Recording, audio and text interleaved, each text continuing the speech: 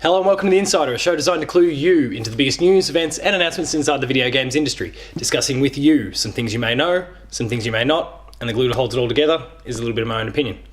My name is Paul James, thank you very much for watching, and let's kick off another episode. So the Xbox One X is now publicly available. It released just earlier this week, and there's thousands, if not millions, of people around the world that have now got their hands on Xbox's new system. With that comes the time to discuss the future of the Xbox brand, and in this week's episode, that is exactly what I'm going to do. So point number one for today, the Xbox One X gives Xbox the X factor. The Xbox One X is the most powerful video games console in the world. I love my PS4 Pro, but even it doesn't match the raw power of the Xbox One X. And that gives the console this extra factor, this X factor, that just PlayStation, Nintendo, they can't match. Now, of course, high-end PCs still have this console covered, but with the millions and millions of people who play games on consoles specifically, that is an edge that none of the competition can match. What Microsoft does with that, that's up for debate, and we'll see what happens going forward. But the console's there, the console's ready, and now it just needs games to support it. And that support began this week when the Xbox One X launched, and hundreds of games came straight out the gate supporting it. A lot of those games have been receiving 4K updates, there's new texture packs, there's a whole bunch of new features being added to these games that supports what the power of the Xbox One X. Microsoft has garnered a lot of support from third-party publishers, their first-party studios are pumping out updates for their existing games, there's still more on the way, and you can only imagine that games going forward are going to be natively supporting this, and it's going to be great for the gamer.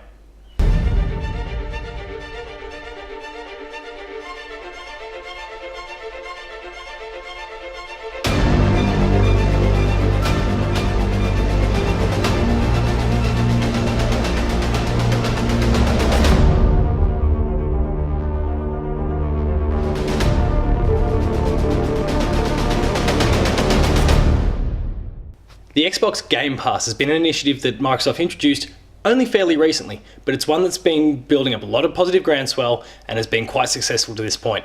The Game Pass, in case you're not aware, basically gives players access to free games every month. It's a very Netflix sort of subscription model where you pay your month or your yearly subscription or whatever that happens to be, and you've got open slather to a whole range of games there. If there's one that you like, buy it at a discounted rate. There's discounts for DLC as well, provided that game remains in the catalogue for that particular month. Xbox have been giving out, just from my experience at PAX recently, they had representatives everywhere handing out 1 month free Game Pass subscriptions, and it's a great little way of getting people's nose in the door, and then from there, provided that the catalogue itself is impressive, there's a good chance that they're going to retain a lot of these people. I personally am quite interested. A Game Pass subscription offers you access to a whole bunch of Xbox 360 games, including the likes of Perfect Dark Zero, which, whilst not a great launch title, was an Xbox 360 launch title, all the way through to far more recent games such as Halo 5, Sunset Overdrive, and Mad Max, just to name a few. The Game Pass has been really successful and continues to deliver gamers a wide suite of games for a really affordable price. If you're an Xbox owner or considering becoming one, this is a service that may be of interest to you. Microsoft's doing some great work in this space. I need more sweaty finger grips. More dudes with chainsaws chainsawing other dudes. Give me more insanity juice. More Slayer. Oh, give it to me. Xbox Game Pass, only on Xbox One. Now, while Microsoft have been making a lot of really good decisions lately, Game Pass has been one. Crossplay with the Nintendo Switch PC and the willingness to play with the unwilling PlayStation platforms have all been great. There's one decision that they've made that is consumer focused, but is one that's possibly hurting the Xbox in the long run. They have made the decision to offer gamers the opportunity to play a game on both PC and Xbox One. If you buy it for one, it's it's accessible to you via the other platform. And that might mean that the result is that players are picking up games on PC. We all have a PC of some sort, some better than others, but we all have a PC. And that means that maybe there's a bunch of prospective Xbox One owners that own PCs that are not prepared to buy an Xbox One because those are exclusive games. They can get them on PC anyway. It's time to look at that decision, Xbox, or maybe incentivize those who've got Xbox Ones.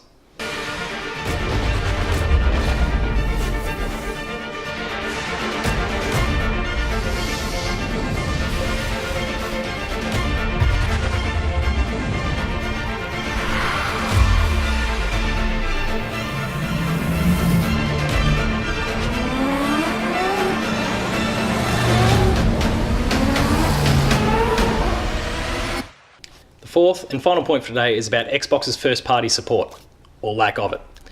The biggest problem, the biggest criticism that Xbox is receiving at the moment is the fact that there are just not that many first-party games releasing on the system. Anything third-party, your Red Deads, your Destinys, those sort of games, they're coming to both PlayStation and Xbox, but the big point of difference at the moment, regardless of how powerful your console is the fact that PlayStation is getting an incredible amount and of fantastic quality first-party exclusives. From The Last of Us that's coming in a few years, we've got God of War next year, we've got Spider-Man next year. These are all fantastic games that are on the horizon. Horizon was one that came out this year that was fantastic. And then you look at Xbox, and outside of Sea of Thieves, which is looking amazing, and I've recently played it and loved it, there's just not that much that we know of that's coming in the near future. And that's a big problem. Phil Spencer has recently as this week, come out and said that Xbox is looking to go out and acquire studios that they can bring into the family and make them a first-party studio, as well as forge some partnerships with others that'll see exclusive games released on the platform. But the fruit of that's still going to be a few years away. Xbox has got a big problem now, and they need to find a way to resolve it as quickly as possible.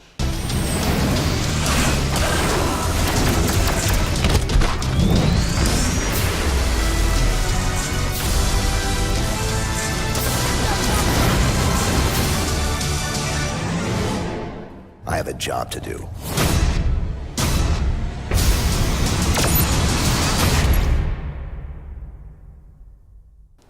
Despite having a really impressive new system and some wonderful consumer-friendly initiatives in place, the biggest problem for Xbox at the moment is those first-party titles. If they can turn that around, then sky's the limit. Because at the moment, they're ticking so many boxes, and that is the one big thing and probably the most important driving factor when it comes to people's decision to buy a particular console that they're failing to tick at the moment.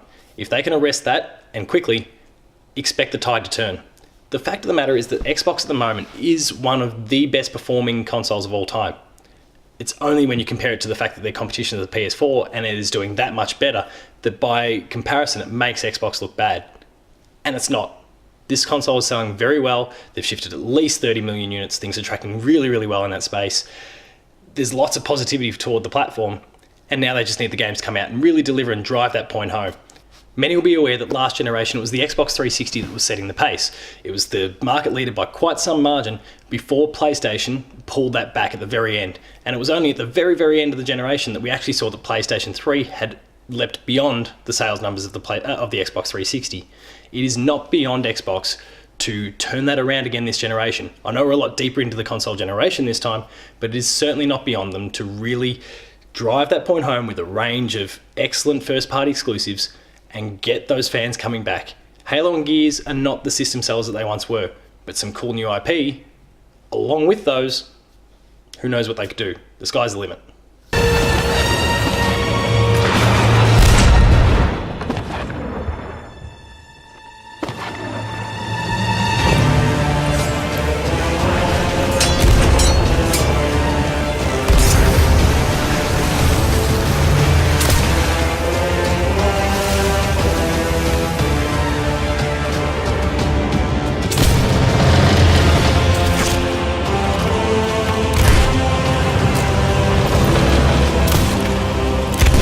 Pirate life is here on the Sea of Thieves, and you can live yours however you want.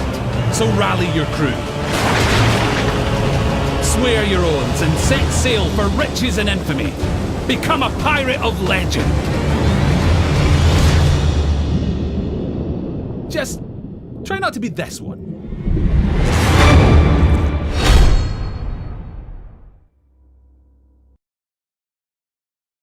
So that was the end of another episode of The Insider. Please make sure to like, share and subscribe. We can catch up with weekly episodes of The Insider as well as Patched, the video games club. We've got weekly Player 2 plays. There's a whole bunch of trailers and a whole lot more that you can only find at the website. Please make sure to visit the website itself, player2.net.au, where you can catch up with basically a whole bunch of reviews. It's the busiest time of the year for that. Features, there's opinion pieces, there's previews, there's just news. There's a whole bunch of stuff that, again, can only be found on the website, so please be sure to check it out. In the meantime, if you want some rolling updates to what's going on, make sure to go to Player2AU on Twitter and Paul James PE2 on Twitter for myself. Otherwise, thank you very much for watching. I'll see you next time.